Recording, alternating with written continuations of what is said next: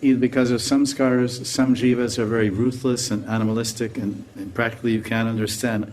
He has two legs and head, and I have two legs, but that's where the difference ends, because his sanskars and his swabhav, he's a dviparapashu.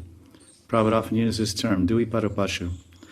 Para means foot and pashu means animal. He's a two-legged animal. He has two legs. Animals have four. Pashu has four. The pashu has four legs. So Prabhupada would say, what is this? He has human form, but he's thinking like animal, he's acting like animal. He's so insensitive. He has so lack of sensitivity and lack of love. He'll kill his own child in the womb. Or just he'll go into school and murder 20 people and kill himself. Or he'll blow up buildings. So this person is like some type of looking like human being, but does that person have love? Does he have love in his heart? No. So looking like human being. So even if someone has some loving sentiments or some feelings for serving another or helping another, that doesn't mean that's bhakti. That doesn't mean that's prema. That doesn't mean that's love of God.